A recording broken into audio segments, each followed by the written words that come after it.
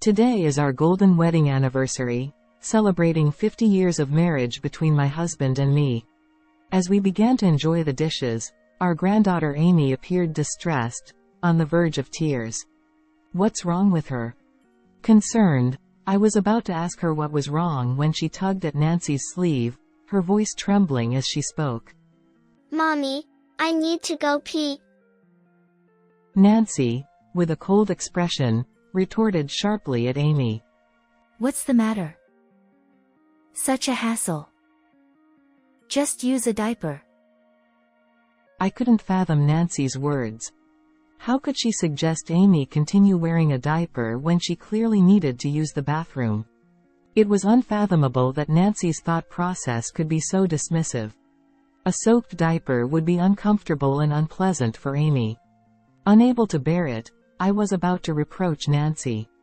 Before I could speak, a clear voice rang out. "Hey, Nancy. Using Amy for Instagrammable isn't cool." The unexpected voice silenced the room. It was my grandson, Michael. Nancy, visibly flustered by his words, remained speechless. My daughter Emma, seeming to realize something, pulled out her smartphone. "Michael, is this what they mean by Instagrammable?" On the screen of Emma's smartphone was a popular video sharing website. The Secrets of Parenting a 3-year-old Girl. Beside a cute illustration icon, a self-introduction was written. Amy is a 3-year-old girl. Could the creator of this video account be Nancy?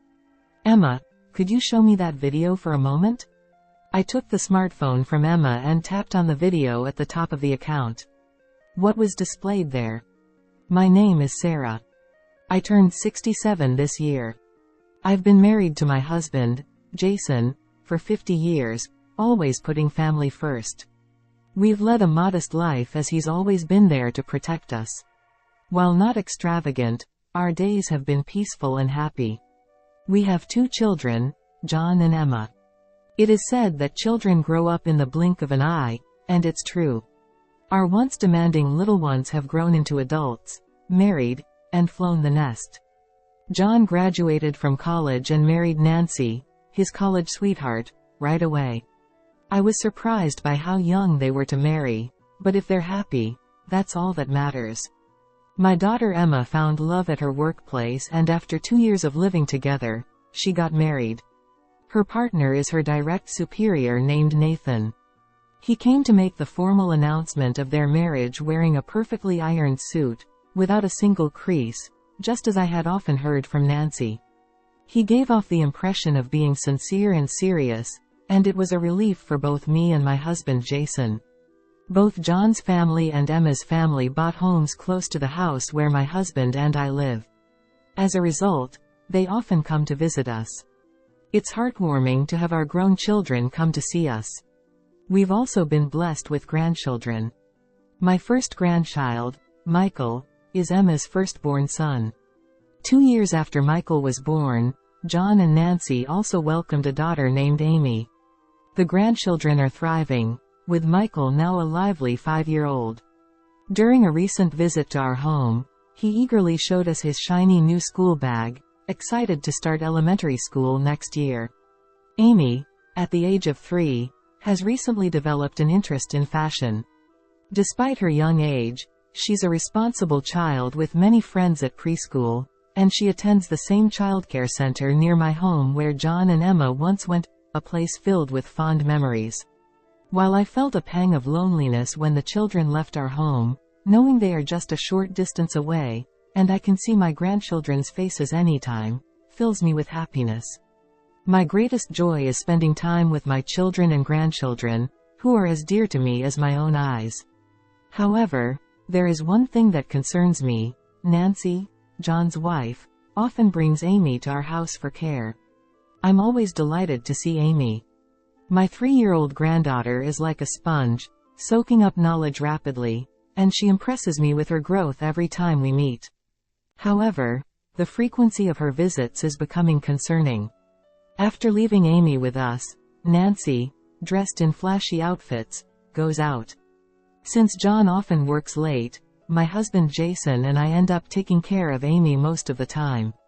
Gradually, Nancy started relying on me for Amy's childcare pickups, sometimes not arriving until late into the night. Grandma, where's Mommy? Isn't she here yet? Amy asks me with a sad expression, wondering when Nancy will come to pick her up. At just 3 years old, she must long for her mother's comfort. Each time my adorable granddaughter looks lonely, my heart aches. How could Nancy leave little Amy alone like this? What exactly is Nancy doing after entrusting Amy to me? Amy, don't worry. Mommy will be here soon. I reassure her, embracing her gently every time she looks sad. That's all I can do for now. It was a cloudless Sunday morning. As usual, Nancy arrived with Amy in tow. Good morning. I'm sorry, but could you please take care of Amy again today? Nancy, wearing a short skirt and carrying an expensive-looking bag, urged Amy. Come on, hurry up. Amy walked over to me and took my hand with her small one. Nancy didn't say a word to Amy, simply told me. Then, you tonight. And hurried away. As Nancy's figure grew smaller and eventually disappeared, Amy looked down, appearing lonely. Amy, look. It's such a beautiful day today. How about we go to the park together, Grandma and you? I suggested going to the park to lift Amy's spirits even just a little. Her face lit up instantly. The park. Let's go. Seeing my granddaughter's smile made me happy, and I gently stroked her head. The park, with its large elephant-shaped slide that Amy loves, is about a 20-minute walk from our house. As we walked hand in hand towards the park, we were approached by Mrs. Smith, a woman around my age who has been living in the neighborhood for a long time. Mrs. Smith said something to us that was simply unbelievable. Oh my! Is this little one Amy? Your granddaughter? You've truly got yourself a wonderful daughter-in-law. I couldn't understand those words. Nancy didn't seem like a good daughter-in-law to me. How could a mother who leaves Amy alone every day to go out be considered a good daughter-in-law? After a moment of shock, I asked, Mrs. Smith, what do you mean by that exactly? Nancy. She's probably looking after Amy alone because John comes home late. Right? She seems well educated and well off financially. So Amy's future looks secure. We wouldn't want to burden the child with financial worries. Right? Mrs. Smith said with a smile. Something's off. Nancy in my mind and the Nancy Mrs. Smith described don't match up. Trying not to show my agitation, I gave a vague response and headed to the park with Amy. That evening, around 8 o'clock, Nancy arrived. Amy, exhausted from playing in the park with me and sliding down her favorite elephant slide 5 times, had fallen asleep. I gently picked up her small body to avoid waking her and handed her over to Nancy's arms. As I was about to ask Nancy what she was doing leaving Amy with me, she hurriedly said, Oh no. Amy might wake up. And quickly left. Even after Nancy and Amy had left, Mrs. Smith's words continued to haunt me. Nancy is a wealthy and well-educated mom. Nancy I knew constantly left Amy with me to go out, and she didn't seem wealthy despite graduating from the same university as John, which, to be frank, isn't prestigious, it's a small local private college. When I met John recently, he complained about working late every day and barely getting paid. There was no sign of financial comfort. He mentioned his salary was average, and Nancy doesn't work. She's a stay-at-home mom. I couldn't imagine John's family having such a high household income. Sarah, you look troubled. What's wrong? He must have noticed something off about me. Jason gazed at me with concern in his eyes. We've been married for 50 years, sharing everything and overcoming challenges together. There's no way I could hide anything from my husband. I told Jason what Mrs. Smith had said to me. Nancy leaves Amy with me every day and goes out, and even my husband knew that Amy was feeling lonely. Yet, I felt uneasy about Mrs. Smith's impression of Nancy as a wealthy and well-educated mom. Jason listened intently to my words.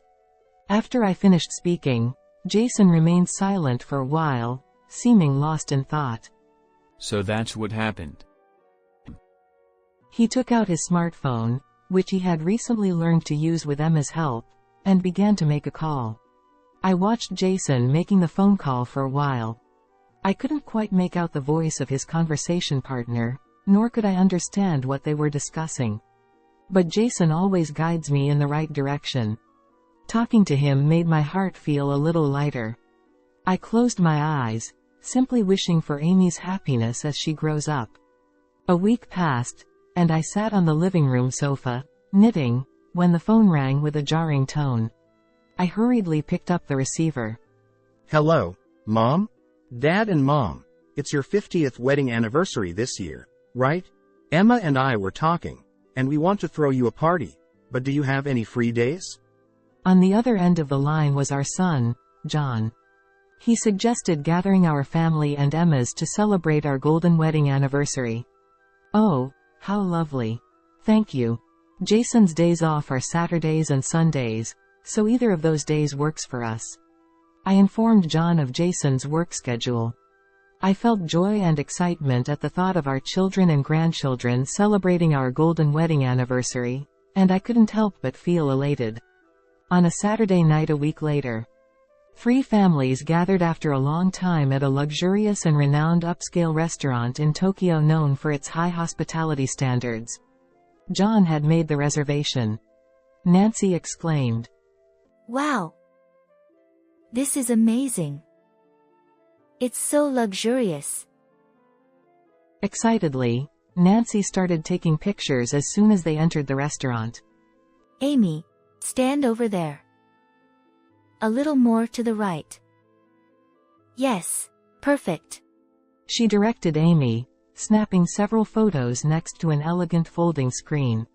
Taking photos in a high-end restaurant isn't considered appropriate behavior as it can disrupt the ambiance and disturb others with the sound of the shutter. It's proper etiquette to seek permission from the restaurant staff before taking any pictures. Although I was concerned, I silently watched Nancy's actions, reluctant to spoil the celebratory atmosphere of the occasion. Thank you for waiting. A staff member, dressed in a beautiful dress, brought the dishes. Delicately arranged, the dishes resembled works of art on the table. Well then, now that the dishes are served, once again. John began. Mom, Dad, congratulations on your 50th wedding anniversary. Here's to many more. Before John could finish speaking, Nancy interjected loudly. Wait a minute. No one has touched the food yet, so I have to take pictures. Nancy explained. So just hold on a sec. I was taken aback. Jason sitting next to me seemed equally exasperated. Emma, who was sitting across from her, couldn't contain herself any longer and spoke up. Nancy, hold on. This is a celebration for our parents. It's not the place to take pictures. It's just not proper. Nancy, visibly annoyed by Emma's comment, reluctantly put down her phone and turned away with a sulky expression. John looked uncomfortable, bowing his head. Mom, Dad, once again, from me, congratulations on your 50th wedding anniversary. Emma said. Emma. John. Thank you. Nancy's sulky attitude bothered me, but Emma's words were heartwarming. As everyone started eating, Amy seemed restless. She had a look on her face like she was about to cry, appearing unsettled. I wondered what was wrong with Amy. Just as I was about to ask her, she tugged on Nancy's sleeve and pleaded in a voice that sounded like she was about to cry. Mommy, I need to go pee. Nancy, approached by Amy's plea, put on an icy expression and snapped at Amy. What now? You're so annoying. Just use a diaper. I couldn't understand Nancy's words. I couldn't believe Nancy would say to just leave Amy in her wet diaper when she's complaining she needs to pee. Wet diapers get heavy and uncomfortable, and Amy would be uncomfortable too. I couldn't stand it and was about to confront Nancy when a clear voice spoke up before me. Hey, Nancy. Amy is a person, not a toy. The unexpected voice caused silence to fall over the room. It was Emma's son, Michael. With a stern expression, Michael continued. You can't use Amy for Instagrammable moments. Nancy, upon hearing Michael's words, appeared visibly flustered and couldn't say anything in response. Nancy's treatment of Amy is appalling. It's far from acceptable for a mother. As Emma seemed to notice something, she pulled out her smartphone. Michael, when you say Instagrammable, are you referring to this?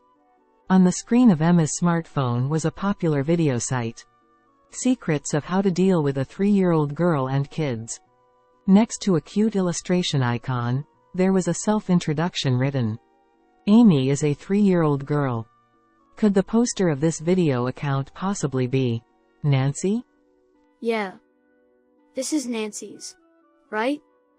When we went to Emily's house the other day, Emily's mom showed it to us. I recalled hearing about Emily's mom from Emma before. Emma and Emily's mom are the same age, and because Michael and Emily get along well, they are close. Emma, can I see that video for a moment?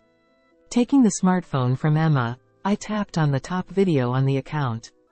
The title was, How to Get a 3-Year-Old Who Hates the Toilet to Go. Another busy day for a solo parenting mom.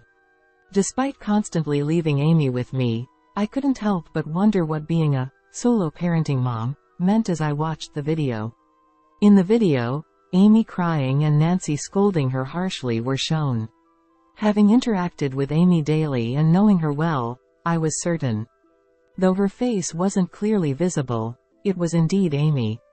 I recognized her mother's flashy clothes, the same outfit Nancy wore when she came to pick up Amy the other day. Nancy's manner of speaking in the video was too extreme. Just do as you're told. Go to the toilet. Grabbing Amy's sobbing arm and raising her voice, Nancy seemed to be gripping her forcefully. Amy's thin arms in the video appeared congested. A cold sweat ran down my back. This was far too cruel. With trembling hands, I tapped on a video titled, Dealing with a 3-Year-Old in Their Terrible Twos, How to Fix Picky Eating Habits. The video began playing, showing Nancy forcefully pushing carrots into Amy's mouth as she complained they were too hard to eat. Another video titled, Sometimes Mom Needs a Break, How to Put Your Child to Bed Alone, depicted Nancy locking a tearful Amy in her bedroom and indulging in a solitary drink. As I watched the content of the videos, it became clear to me that this was not discipline but something far more disturbing, and I felt the blood drain from my face. Nancy, what on earth is this? Suppressing my rising anger, I turned to Nancy and quietly asked. This isn't me. It's someone else entirely. Nancy protested rapidly, her eyes darting back and forth. It was clear that something was very wrong. That's Nancy's videos. The person in the videos is her. Jason stated firmly. I asked Sarah about it the other day. Mrs. Smith from the neighborhood mentioned Nancy as a wealthy, education-focused mom who watches Amy alone while John is away. When I heard that, I became very skeptical. So, I decided to investigate. In the silence that followed, Jason's voice echoed. Nancy's eyes widened as she froze. Her body trembled slightly. I called Mrs. Smith and asked about Nancy. Apparently, Nancy herself asked Mrs. Smith to follow this account because she's the one posting it. I recalled the conversation with Jason when I consulted him about what Mrs. Smith, our neighbor, had said. At that time, the person Jason was speaking to on the phone was indeed Mrs. Smith. Emma, who had been listening to Jason's words, stood up with a startled expression. I've heard about that too. Nancy has been asking her mommy friends at the nursery to follow her video account. She wants support because she wants to become a famous video creator, right? Remembering Michael's words, which he said he learned from Emily's mom. I held my breath. Michael, Emily, and Amy all attend the same nursery. It's only natural that Emily's mom would hear about Nancy's video account talk. With Emma's follow-up, Nancy's face turned crimson as she shouted. That's not true. I didn't ask for anything like that. I just said I'd tell them if they wanted to follow. She said she'd tell them if they wanted to follow. Nancy's words echoed in my mind. I was convinced. So, that video account must indeed belong to Nancy. Nancy, earlier you said it wasn't yours, but this is yours, isn't it? I pointed to Nancy scolding Amy on the screen. Nancy finally seemed to realize the grave mistake she had made, and her face quickly paled. Seeing her reaction, Michael muttered. Telling her to go to the bathroom. Insisting on diapers today. If decisions are made based on Nancy's mood, Amy will have a hard time. Feeling hit at the core by Michael's words, Nancy slumped in defeat. Seeing this, John hurriedly stood up from his chair and knelt on the floor. His eyes firmly met ours. I didn't realize anything until Michael pointed it out. I've been working overtime just to increase income, not paying attention to what's happening at home. John confessed, tears welling up in his eyes and his voice trembling. Not knowing that Nancy was always leaving Amy with Mom, causing trouble for both Dad and Mom and ruining festive occasions. I'm truly sorry for Amy. John bowed deeply, tears falling onto his knees. John promised us that he would talk with Nancy alone when he got back. I watched silently until John, with Nancy and Amy, disappeared from view, wishing for John and Amy's future happiness. A few days later, as I was preparing dinner in the kitchen, the doorbell rang. Opening the door, I found John standing there. Mom, sorry for dropping by unexpectedly. Can I come in? John said with a serious expression. Sensing the gravity in John's demeanor, I thought there must be something important. Of course, this is your home too. Come on in, I said, ushering John into the dining area where Jason was sitting. John took a seat across from us and began to speak. Mom, Dad, sorry for the sudden visit. Nancy and I have had a discussion since then. I've decided to divorce Nancy. I came today to explain everything clearly. John's voice was firm, showing his determination. Nancy has been excessively scolding Amy on a daily basis. I confirmed it with Amy as well. Plus, she had accumulated a significant amount of debt from consumer loans. John continued. His words triggered a memory in me. On the day when Nancy's video account was discovered, Jason and I checked Nancy's videos together. Her posts mainly consisted of videos labeled as training for Amy and introductions to luxury brand bags and clothing. Mrs. Smith from the neighborhood had mistaken Nancy for being wealthy after watching her videos showcasing luxury bags. She hadn't watched the videos scolding Amy, she had only glanced at the titles, assuming she was providing thorough education, leading to a misunderstanding. The numerous luxury brand items Nancy showcases easily surpass $10,000 each. At that moment, I couldn't help but wonder where she was getting the money to afford such expensive purchases. Could that debt be for buying the brand items Nancy showcased in her videos? John nodded in response to my remark. Nancy had been borrowing money to purchase brand items and showcase them on her video account. The debt kept mounting, and she was resorting to borrowing more money to repay it. Since Nancy had disposed of the reminders arriving at home before John could see them, he remained unaware. By featuring high-end brand items and sharing parenting experiences on video sites, she gained numerous views and attention. Nancy started feeling superior, equating views and attention to being better than others, and becoming obsessed with what's Instagrammable. Nancy refused to confront the mounting debt she was accumulating. It seemed she resorted to drinking and avoiding reality while I entrusted Amy to her care. After finishing his explanation, John bowed his head towards us. Mom, Dad, from now on, I'll prioritize Amy over everything else in my life. I'm truly sorry for causing trouble. John. He then left, saying he would discuss the divorce proceedings and gain custody of Amy with Nancy again. A few days later, John called. Mom? It's settled that Amy will continue living with me. It seemed John and Nancy had been at odds over Amy's custody and had been negotiating. Today, it was resolved that John would be granted custody. Nancy insisted on having custody of Amy, but Amy expressed her desire to be with John. When pointed out the excessive scolding towards their daughter and Amy's wishes were considered, Nancy couldn't argue back and agreed to let John have custody. Even through the phone, John's voice sounded genuinely happy. After divorcing John, Nancy's reputation quickly deteriorated, and she fled town. A year passed. John sold his house and now lives with Amy and us. Meanwhile, Nancy is said to be living alone in a rundown apartment in a distant city. She's reportedly struggling to pay child support and repay debts, working tirelessly every day. It was a cloudless, sunny Sunday afternoon. Emma and Michael were visiting today.